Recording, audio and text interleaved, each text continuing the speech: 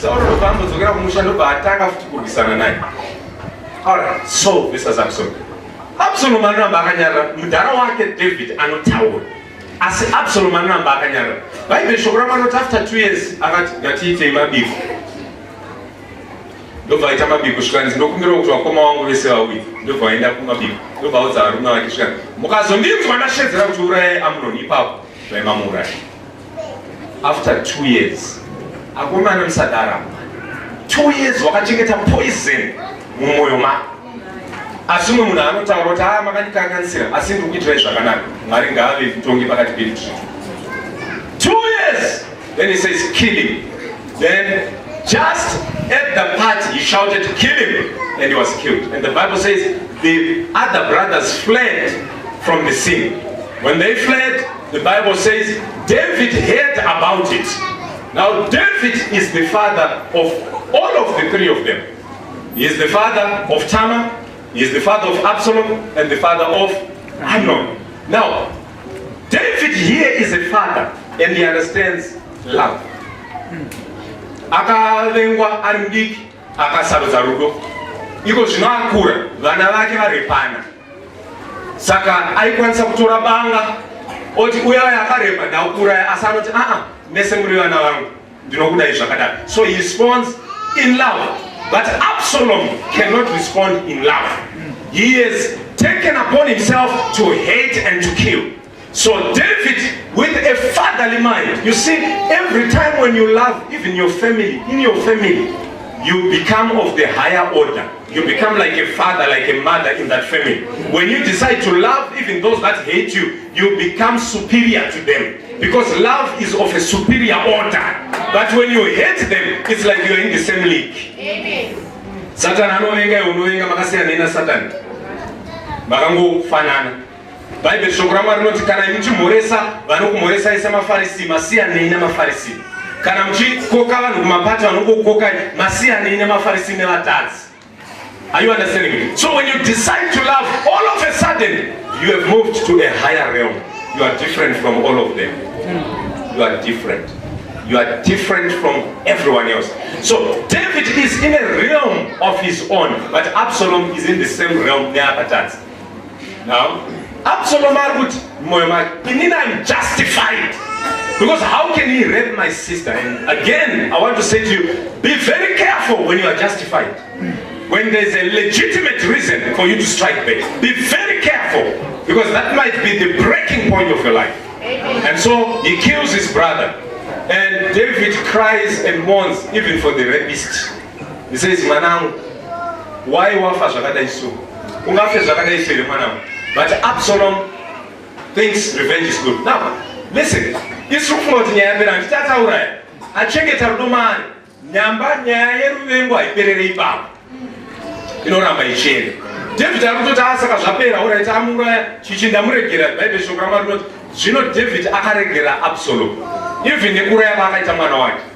Now, uyu mukomana weruvengo ari kuendera mberi. The Bible says, then he started to rebel against his own father. He went to people full of hatred and he said to people, look at this. Just look at it. He said to people, kumboti mambo ari busy. But nyaya dzenyu dzinoda munhu anenge achinyatsodziteerera. Now, vanhu vese vaiti vakasvika pamberi pamambo vaisvika vono mambo ramai kusingaperi. Bible shoko raMwari kuti pavakasvika pasuo reguta, Absalom ari pacho vaudza kuti dai patsvagwa mumwe deputy anoita izvozvo. Hanzi vaiti vakamupfugama, iye aibva ati no my brother, simuka. Obva avakisa. Uri kukiswa kunze, but mukati makaora neruvengo. Haisi nyaya yekutanga kukisa, inyaya yekutanga kubvisa baba vake pachigaro. Saka Bible rinoti naizvozvo nezvaaita achikisa vanhu, akatora mwoyo yevanhu kubva kuna baba vake. One day ndobva azongodeclare kuti Absalom ndiye mambo. Baba vake vakatiza. Ruvengo haruperere ipapo. Ruvengo runoita kuti urambe uchienda, urambe uchitsvaga zvimwe zvivi. Ruvengo runokonzeresa kuti urambe uchidetsana nevanhu. kuitira kuti newe uzokwadzwa. And when you hate, you will never die old. You will die very young.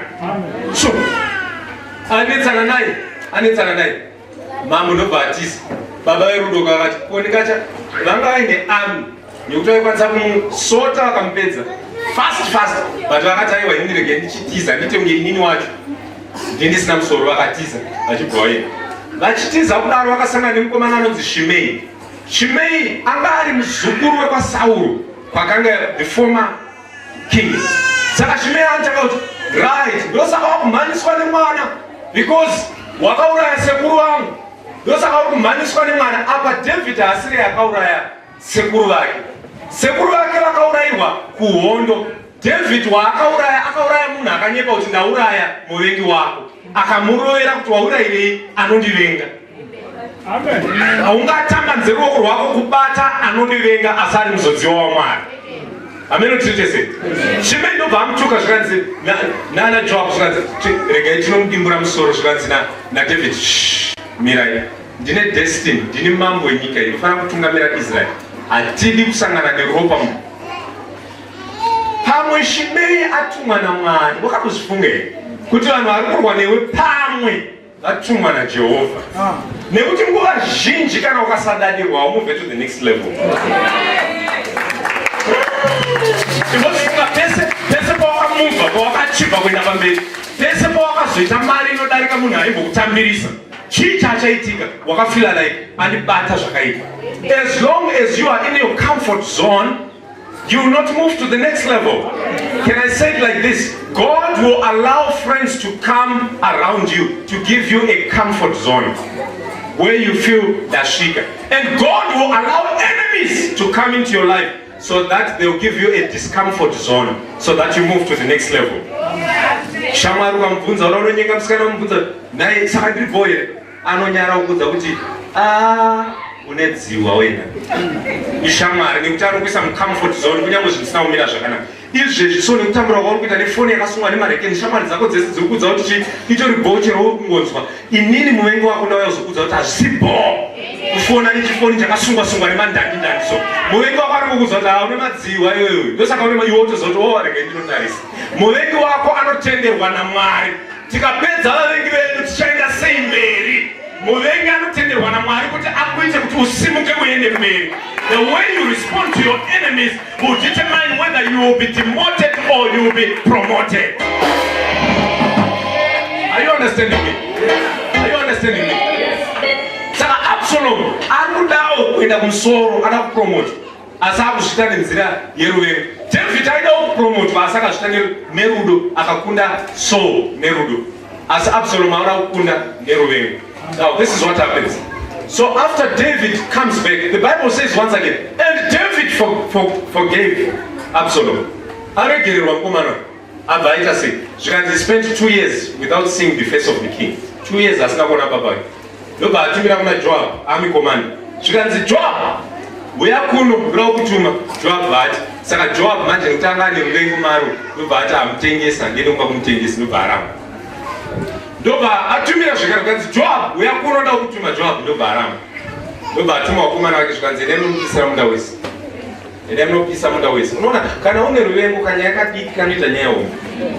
Can you imagine you are cutting out food supplies for a whole family because baba wavo varamba kuuya kuno? Chauri kuparadzira mhuri yevanhu chii?